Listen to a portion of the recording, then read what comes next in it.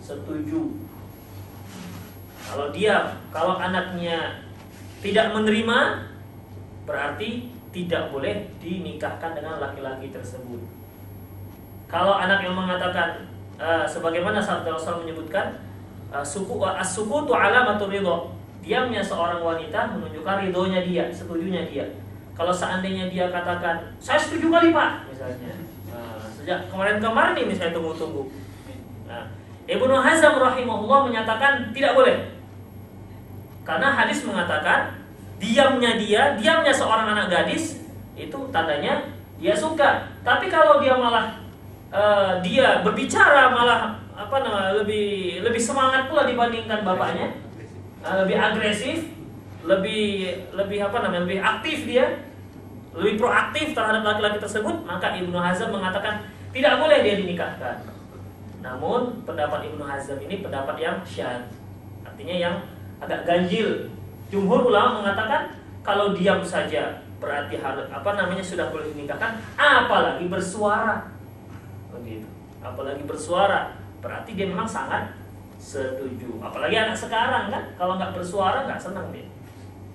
Nggak mantap rasanya kalau nggak bersuara. Sekarang bersuara malah nggak mau itu katanya. Iya, kalau nggak bersuara malah bertanya-tanya ya. Nggak mau dulu kan aku nggak ada bilang katanya. Enggak Pak, kalau anak sekarang kalau nggak bersuara itu malah bisa dikatakan salah satu persetujuan. Karena kalau anak sekarang nggak setuju pasti bersuara dia. Kalau dulu mungkin malu-malu macam ibu-ibu waktu gadis-gadisnya malu-malu. Nggak perlu tanda tangan Pak. Tanda tangan ada. Ya kalau seandainya diperlukan administrasi seperti itu ya nggak ada masalah. Ya mana tahu si ayah taunya anaknya ini cukup licik begitu ya, punya dia punya beberapa politik untuk si ayahnya, mana tahu mencoba ayahnya, boleh silahkan saja, nggak ada masalah. Kemudian tadi kita katakan meminang langsung kepada ayahnya. Lantas bagaimana kalau meminang langsung ke anaknya? Langsung ke anaknya. Saya Pak Ju tertarik dengan seorang ibu, saya minang langsung begitu, gimana? Apakah kira-kira kode etik seperti ini dibolehkan dalam syariat? Kita lihat dalam hadis yang diriwayatkan oleh Imam Muslim dan Imam Nasai, hadis dari Ummi Salamah radhiyallahu anha, qalat, dia berkata, lamma mata Abu Salamah arsala ilayya Nabi sallallahu alaihi wasallam Hatib ibnu Abi Balta'ah yaktubuni illahu. Ketika Abu Salamah itu meninggal, Abu Salamah ini suami daripada Ummu Salamah. Rasulullah SAW mengirim kepadaku, mengutus kepadaku seorang yang bernama Hatib bin Abi Balta'ah untuk meminangku. Jadi utusan ini datang meminang langsung wanita tersebut. Ini kisahnya ya diawali dari ketika wafatnya Abu Salamah. Lantas Ummi Salamah diajarkan doa, Allahumma ajurni fi musibati wa akhlif li khairan minhu. Ya Allah, berilah aku pahala atas musibah yang menimpaku dan gantilah apa yang hilang dariku dengan yang lebih baik. Ummu Salamah berpikir, apa ada orang yang lebih baik dibandingkan Abu Salamah? Apa ada orang yang lebih baik dibandingkan Abu Salamah? Suami dia sudah meninggal.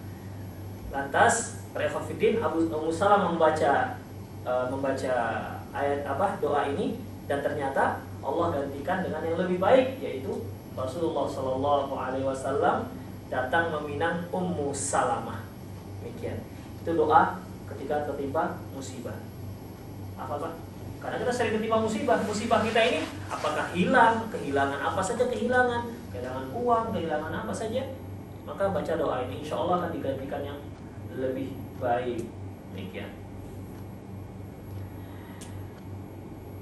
Kemudian datanglah Rasulullah mengutus seorang sahabat yang bernama Hatib bin Abi Balta'ah untuk meminangku. Fakultu, aku katakan, innali bintan wa ana buyur. Aku terima, namun aku punya seorang anak perempuan dan aku orang yang pencemburu, kata Ummi Salamah. Artinya pinangan Rasulullah tersebut diterima oleh beliau. Hanya saja para hafidin azallahu wa iyyakum, apakah ini khusus untuk janda ataukah untuk anak gadis juga dibolehkan? Ini tidak disebutkan perincian di sini. Ya. Apakah untuk anak gadis dibolehkan? Karena kalau seorang janda, dia lebih berhak terhadap dirinya dibandingkan keluarganya. Ya, lebih berhak terhadap dirinya dibandingkan keluarganya. Beda halnya dengan anak gadis, si ayah masih bisa dia mengatakan tidak. Namun janda tidak demikian, lebih berhak terhadap dirinya. Demikian. Kemudian yusra' li wali arda waliyatuhu ala ahli shalah. Bagaimana? Bolehkah seorang menawar-nawarkan anak gadisnya kepada orang lain? Ayo, Bapak mau nikah dengan anak saya? Kamu mau nikah dengan anak saya? Begitu. Ditawar-tawarkan anak gadisnya. Apakah ini dibolehkan dan apakah ini menyalahi syariat atau menyalahi akhlak? Di sini dikatakan yusra' li wali arda waliyatahu ala ahli shalah. Disyariatkan bagi si wali untuk menawarkan putrinya kepada seorang yang soleh. Seorang yang soleh dibolehkan. Kita lihat ada seorang pemuda yang soleh, ya. Kemudian kita punya anak gadis, daripada dia nanti memilih sendiri kemudian terpilih orang-orang yang gak jelas. Namanya juga perempuan, dimana kata Rasulullah yang perempuan itu akalnya dan agamanya kurang. Akal dan agamanya kurang, mungkin sangat mudah digombal sedikit dia bisa terayu dengan seorang laki-laki. Makanya dia, si ayah, mencarikan. Boleh dia menawarkan, ya, boleh dia menawarkan. Misalnya Pak Ju punya anak laki-laki, nampaknya seperti yang bagus, ditawarkan, gimana Pak Ju kalau kita besanan saja, itu dibolehkan. Boleh kan? Sebagaimana dilakukan oleh Umar bin Khattab ketika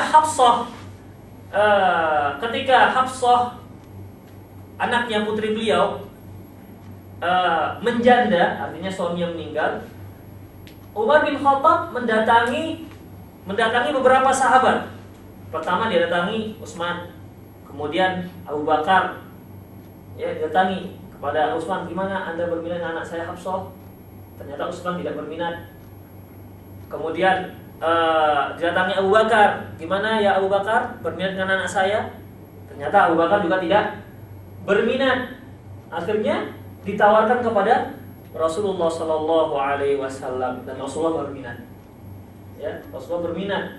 Jadi demikian akhirnya Rasulullah pun menikahi anak putri Umar yaitu Hafsah. Dan nanti Umar bin Khattab menikah dengan cucunya Rasulullah. Dengan cucunya Rasulullah, Ummi Kalthum. Ya, anak dari Ali bin Abi Thalib. Jadi macam mana itu? Umar itu besan juga, kemana-mana juga. Ya. Sama seperti Ali bin Abi Thalib menantu, keponakan, kemudian apa lagi? Ya salah satu khalifah dari antara 4 khalifah tersebut. Kemudian para hafidin azallahu iyyakum, wa yushra'u lil mar'ati 'arada nafsa 'ala rajulin salih liyuzawwijuha. Dan seorang wanita boleh juga menawarkan dirinya. Seorang wanita juga boleh menawarkan dirinya kepada seorang laki-laki yang soleh untuk dinikahi. Berarti yang seperti ini tidak menyalahi adab selama yang tawaran tersebut ditujukan kepada orang-orang yang soleh. Selama tawaran tersebut ditujukan kepada orang-orang yang soleh, bukan orang-orang yang gak jelas akhlaknya dan seterusnya. Di antaranya yaitu seorang kisah yang diriwayatkan oleh Imam Bukhari dan Muslim, Imam Bukhari dan Imam Nasa'i, di mana dari Anas, qala, dia berkata, ja'at imra'atun ila Rasulillah sallallahu tu'radu 'alaiha nafsah. Seorang wanita datang kepada Rasulullah SAW menawarkan dirinya untuk dinikahi. Qalat, wanita itu berkata, ya Rasulullah, alaka bihajah? Ya Rasulullah, apakah Anda ada minat terhadap saya, terhadap diri saya? Faqalat ibratu Anas, berkata putrinya Anas, dilihat ada wanita yang datang menawarkan diri kepada Rasulullah. Apa komentar anaknya Anas periwayat ini? Ma aqalla haya'uha, sungguh gak punya malu ini wanita. Datang kepada Rasulullah, nawar-nawarkan diri, minta dikawini. Itulah kira-kira apa bahasa kasar